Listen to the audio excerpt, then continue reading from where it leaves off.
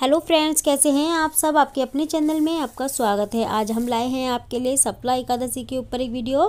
तो फ्रेंड्स, इस वीडियो में हम आपको सारी जानकारी देंगे। सप्ला एकादशी कब है, कैसे व्रत शुरू करना है, कैसे व्रत खोलना है, कब सूर्योदय होने का समय है, कब समाप्त होने का समय है।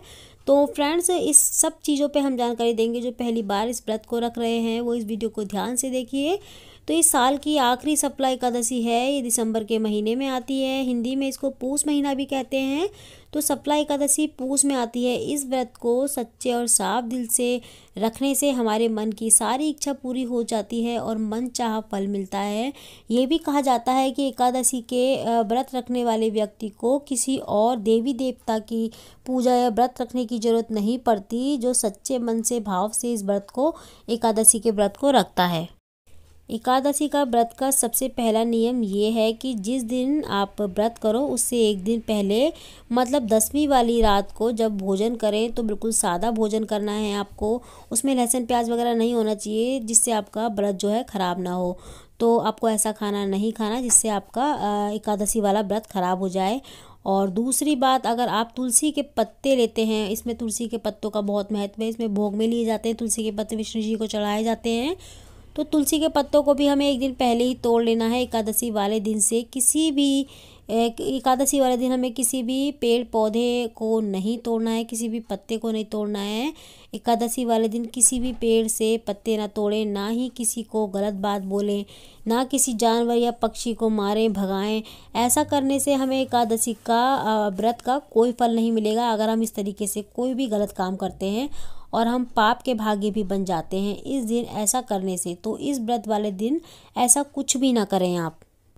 ये एक ही ऐसा व्रत है एकादशी का जिसको रखने से हमारे सारे पाप खत्म हो जाते हैं। और इस व्रत को हमें बहुत ही ध्यान से रखना होता है, बहुत ही ध्यान से रखना होता है इस व्रत को हमें। तो एकादशी का व्रत के दिन हमें जल्दी उठना चाहिए और नहाकर साफ कपड़े पहन के, अगर हम पीले रंग के वस्त्र पहने तो बहुत ही अच्छी बात है, ऐसा लेना चाहिए। तो फ्रेंड्स, इस दिन हमें संकल्प भी लेना चाहिए। व्रत चालू करने से पहले एक संकल्प, आप कुछ भी ले सकते हैं, संकल्प कुछ भी बोल सकते हैं अपने मन से, वो आपको पूरा करना होता है ऐसा।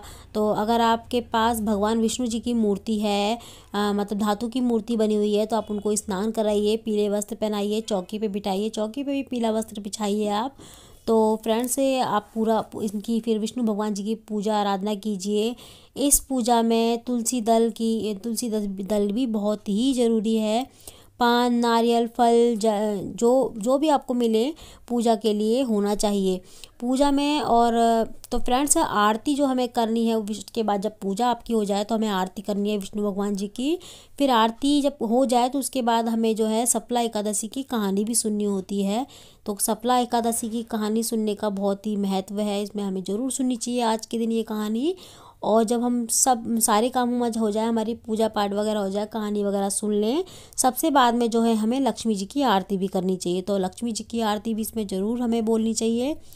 इस बार जो है मैं बताती हूँ आपको, इस बार एकादशी कौन से दिन पड़ रहा है, कब से शुरू हो रहा है, कब ख़त्म हो रहा है, कब हमें भोजन करना है, मतलब खोलना है व्रत, इस सब के बारे में मैं आपको बताऊँगी आगे।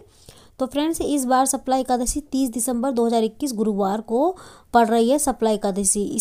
जो सप्ला एकादशी का शुरू होने का समय है वो है 29 दिसंबर शाम 4:10 से। तो सप्ला एकादशी 29 दिसंबर 4:10 से शुरू हो जाएगी और इसका समाप्त होने का जो समय है एकादशी का वो है 30 दिसंबर दोपहर 1:40। तो समाप्त होने का समय मैंने बता दिया है। शुरू होने का समय है 4:10 पे 29 दिसंबर को, और जो है समाप्त होने का समय है 30 दिसंबर दोपहर 1:40। तो समाप्त हो जाएगी एकादशी, उसके बाद लग जाएगी द्वादशी। तो जो लोग व्रत रखना चाहते हैं, पहली बार व्रत रख रहे हैं, वो 30 दिसंबर को व्रत रख सकते हैं। 30 दिसंबर को जो सूर्य निकलने का समय है, जो 30 दिसंबर को सूरज निकलेगा, वो समय जो है वो है 7:10। तो सुबह 7:10 पे सूरज निकल जाएगा। और जो अस्त होने का समय है सूरज, वो है 5:47। तो शाम 5 बजे जो है सूरज अस्त हो जाएगा। तो इस व्रत में सूर्य देवता की भी पूजा की जाती है और इस दिन सूर्य देवता की पूजा का भी बहुत महत्व है। हमें पूजा करनी चाहिए, जल देना चाहिए उनको और उनके मंत्र जाप करने चाहिए। तो उसके बाद जो है द्वादशी लग जाएगी। द्वादशी लगेगी 30 दिसंबर को दोपहर 1:40। जैसे कि मैंने पहले ही बताया आपको, जो है एकादशी जब खत्म हो जाएगी तो उसके बाद द्वादशी लग जाएगी 1:40 के बाद। तो द्वादशी जो समाप्त होने का समय है वो है 31 दिसंबर सुबह 10:48। तो फ्रेंड्स इस बीच में जो है द्वादशी ख़त्म हो जाएगी और त्रयोदशी लग जाएगी। तो जो है एकादशी का व्रत हमें द्वादशी में ही खोलना होता है, सूरज निकलने के बाद ही खोलना होता है। तो जब द्वादशी वाले दिन सूरज निकल जाए उसके बाद हमें सूरज को अर्घ देने के बाद व्रत खोलना है। व्रत कैसे खोलना है, किस समय खोलना है, ये मैं आपको बताती हूँ। 31 दिसंबर द्वादशी सूरज निकलने का समय जो है वो है 7:10 पे सूरज निकल जाएगा और अस्त होने का समय है शाम 5:47। तो जो व्रत खोल रहे हैं वो किस समय व्रत खोलें, तो फ्रेंड्स ये व्रत जो है हमें सुबह 7:12 पे हमें सूरज को अर्घ देने के बाद हम 10:30 तक व्रत खोल सकते हैं। तो 10:30 तक हमको व्रत खोल लेना है। सुबह 7:15 से 10:30 तक हमें व्रत खोल लेना है। उसके बाद जो है त्रयोदशी लग जाएगी। सुबह 10:30 बजे के बाद जो है त्रयोदशी लग जाएगी, द्वादशी खत्म हो जाएगी, इसलिए हमें द्वादशी में ही व्रत खोलना है। और व्रत खोलने से पहले हमको सबसे पहले चीज़ का ध्यान रखना है, हमको व्रत खोलने से पहले किसी भी ब्राह्मण को भोजन कराना है। अगर आप भोजन नहीं करा पा रहे तो किसी भी ब्राह्मण को आप दान कर सकते हैं, किसी भी कुछ भी चीज़, या फिर किसी ज़रूरतमंद व्यक्ति को खाना खिला सकते हैं, कपड़े वगैरह दान कर सकते हैं, कुछ भी दान दे सकते हैं।